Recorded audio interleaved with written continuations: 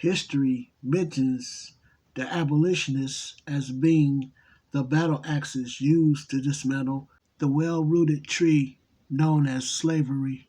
Was the abolitionists the driving force behind ended slavery, or was it the slaves' desire to break the yoke of slavery off their necks, the driving force? The bloody business of slavery was not without its naysayers. Opposition began to arise and speak against slavery prior to its ending. Religious organizations like the Quakers, who rose up in the 17th century in England, who would eventually fracture from the church in England to venture off to save souls elsewhere. And America is part of that elsewhere. And those souls they sought to save were the souls of the slaves. Ironically enough, the Quakers were participators in the transatlantic slave trade. The irony of that.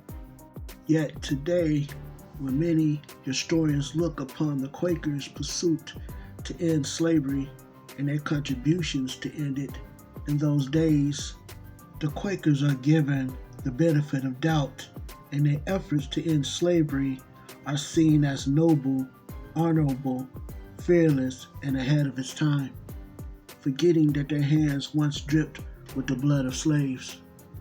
Yeah, one could say that the Quakers went through an extreme makeover. They took off their blood-soaked attire and exchanged them for clean white linen. But the question is, did their heart truly change?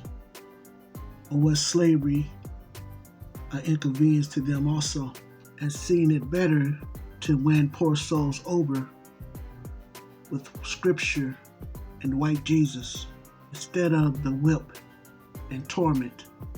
In any case, history has one picture of the Quakers' pursuit to end slavery, and reality has another.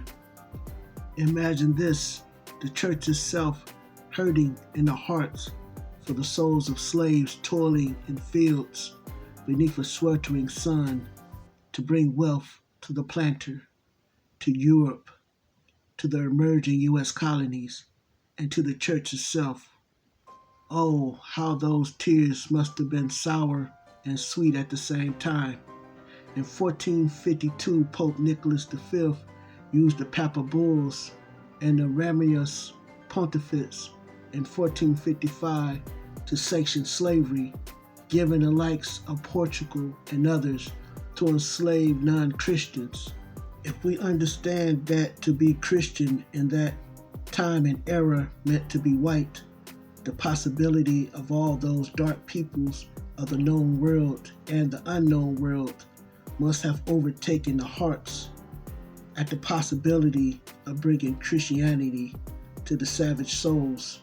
Surely, the prospect of fortune and wealth, labor and resources didn't come into the minds of Europeans and their church. In part, the Roman Catholic Church set in motion the real system we know today as the transatlantic slave trade.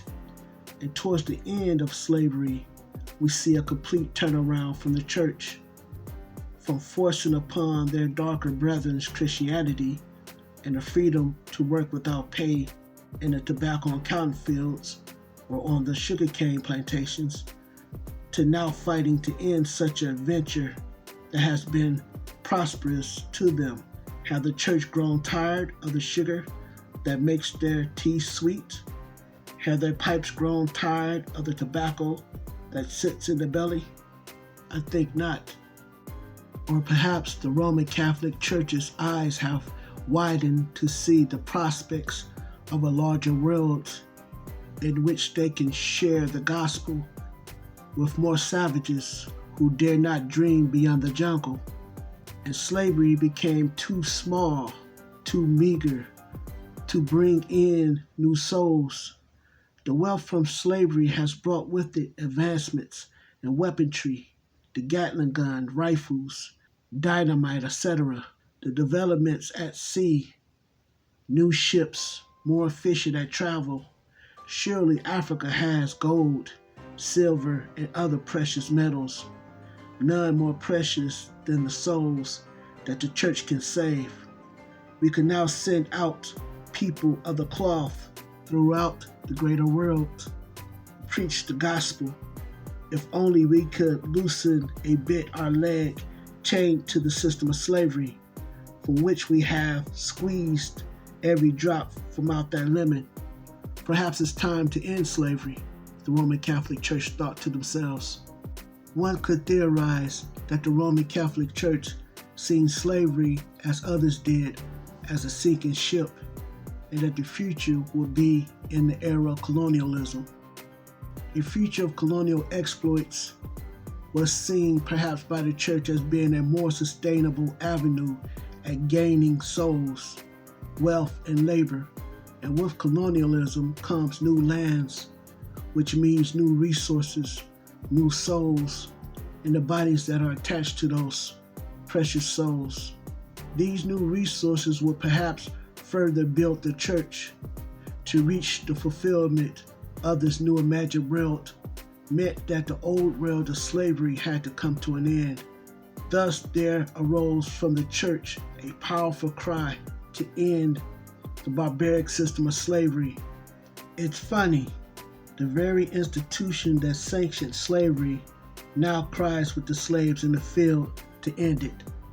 My guess is that the church wanted to get on the starting line with the rest of the European nations, including America, to race towards acquiring more colonial possessions. The church realized that it was about to enter the era of classic colonialism, and it did not want to be without a slice of cake. So at best, we can say that the church as a whole championed the abolishing of slavery because it served greater pursuits within the higher body of the church. Although this may have been true, there could have been members of the faith that seen slavery as a moral and ethical sin against a fellow brother and wanted to see it end genuinely for the benefit of the slave, not because it served some personal interest. Prior to slavery ending, you had people from out the ranks of slaves championing to end slavery. People like Frederick Douglass was one such person. Many of us know Frederick Douglass as a spirited abolitionist, boisterous about the ending of slavery and its abolishment. But Douglass was more than just an abolitionist. He was an author, a writer, publisher of a newspaper. He was a man that was ahead of his time. Although it is unclear to the exact date that Frederick Douglass was born, he believed he was born in February 1818 in Talbot, Maryland. He was born into slavery on the Home Hill Farm in Maryland to Captain Aaron Anthony. Douglass was separated from his mother, Harriet Bailey, in his early youth. He spent his formative years with his grandma, Betsy Bailey.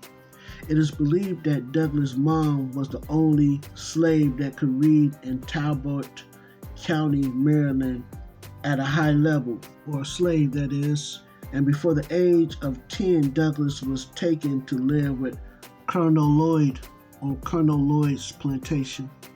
Colonel Lloyd was a wealthy landowner and slaveholder in eastern Maryland. Despite this, a young Douglass found himself competing against other enslaved children on that plantation for food, amongst other things. By the time Douglass turned 8, he was sent to live with Hugh and Sophia Ault at Fells Point, Baltimore. This will be important to his upbringing. It is here that Sophia began teaching young Douglass how to read along with her own son until her husband found out. You see, it was forbidden in that county to teach slaves how to read. So he continued to learn how to read in secret by exchanging lessons for bread with the poor white boys he played with in the neighborhood. Due to multiple family deaths, the ownership of Douglass fell to Captain Thomas Ault. The living conditions was harsh, and in January 1833, Douglass was leased to local farmer Edward Covey.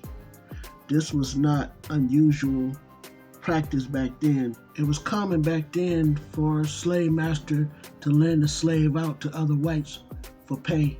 Now, Covey was known as being a slave breaker, someone who delighted in abusing slaves to make them more docile for their master's use.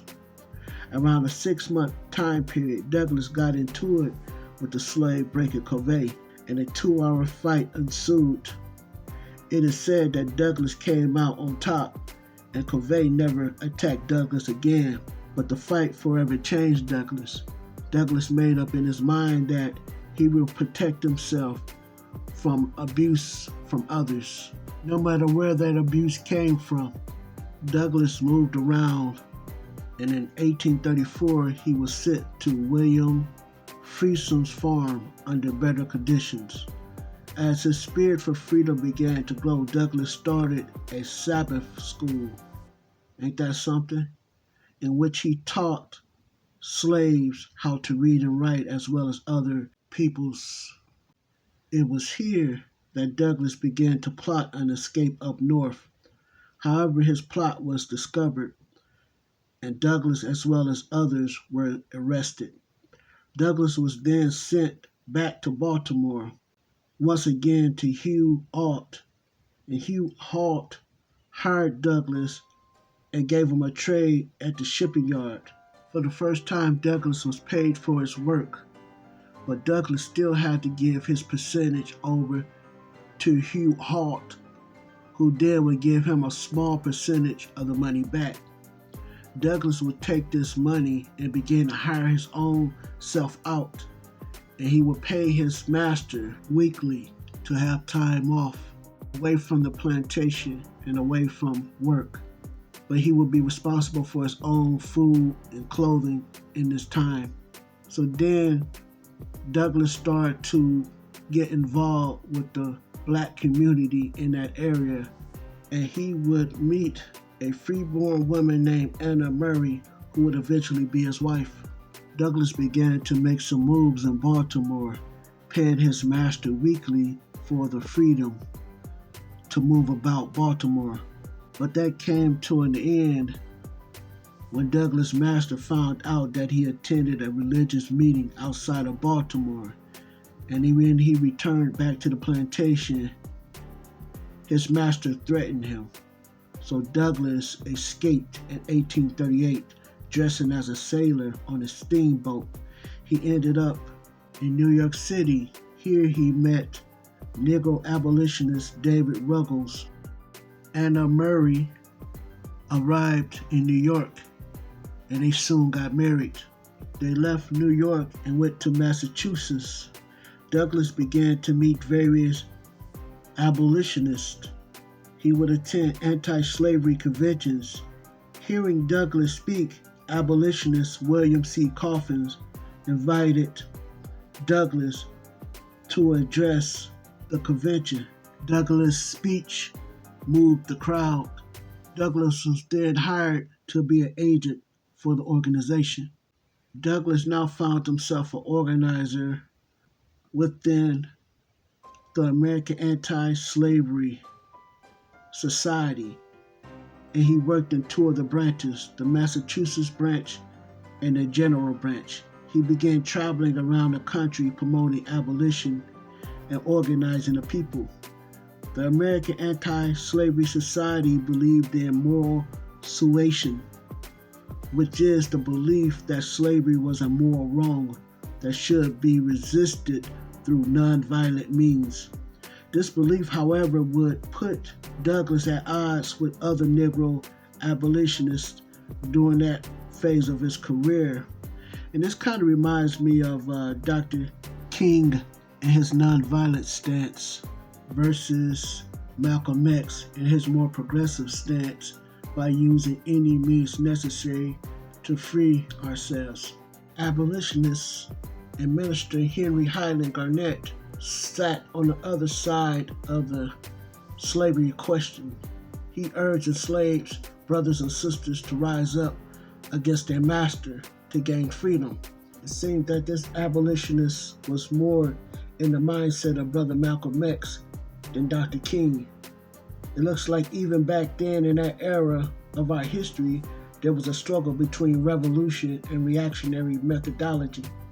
Douglass began to publish his own works, starting with his autobiography called Narrative of the Life of Frederick Douglass, an American Slave.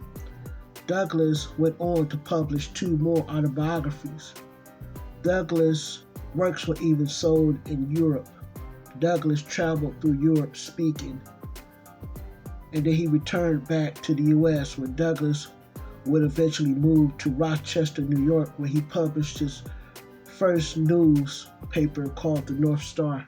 Douglass went on to publish 2 additional newspapers.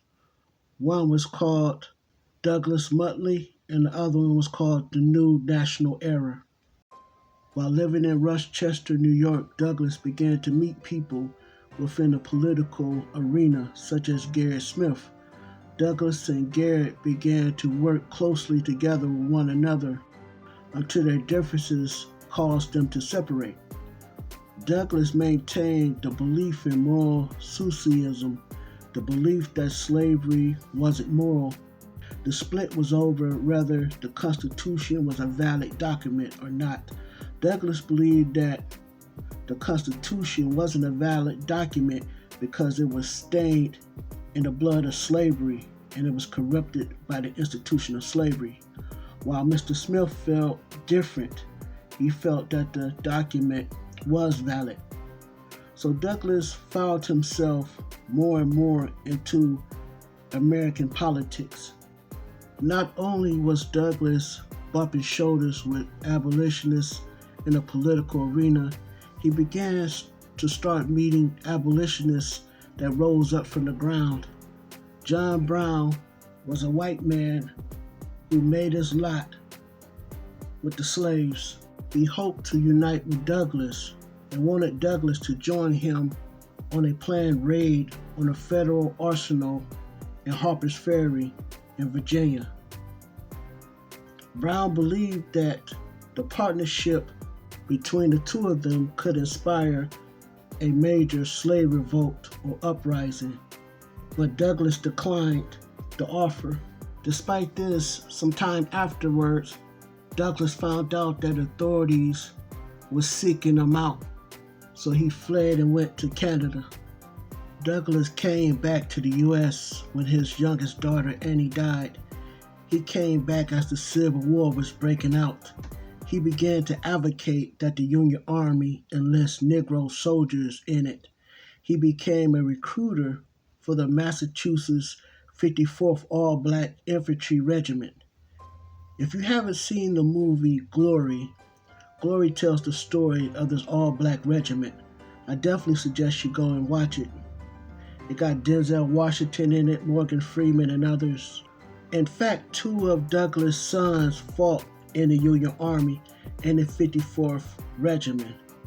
His sons Lewis and Charles.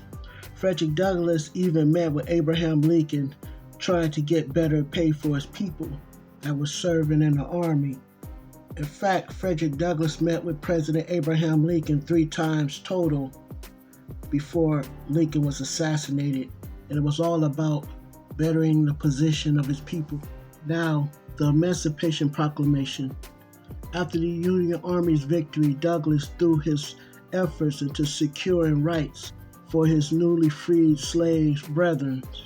He was the staunch supporter of the 14th Amendment, which granted black citizenship. I could go on and on about this brother Frederick Douglass. In truth, he did so many things for his people that it might take 2 or 3 videos to do it justice. Not only did he do things for his own people, but he also did things to further women's advancement. He was a supporter of the suffrage movement that benefited women in his country. The brother fought hard to be principled and non-compromising, and in the era he lived in, that took a lot of courage and strength. That type of character is hard to have in any age and era of time. Frederick Douglass went from being a slave to meeting with other well-known abolitionists like John Brown, to discussing the plight of his people in the White House with the likes of President Abraham Lincoln. There may be many who disagree with the methods of nonviolence that Douglass championed, but you can't disagree with the brother's work that he have done on behalf of his people. Now, was he perfect? No. Who is? He made mistakes. But all in all, he made solid contributions to the upliftment of his people. With that said, I hope this program has been a blessing to you. And if it is, give the Most High all the praise and all the glory and all the honor. And if you feel compelled, share it with others. I also want to give the Most High all the praise, all the glory, all the honor for putting this lesson in me and giving me the abilities to execute it. With that being said, don't forget to repent. And this is just part one. I'm going to do a part two to this. So be on the lookout for that. Other than that, shalom.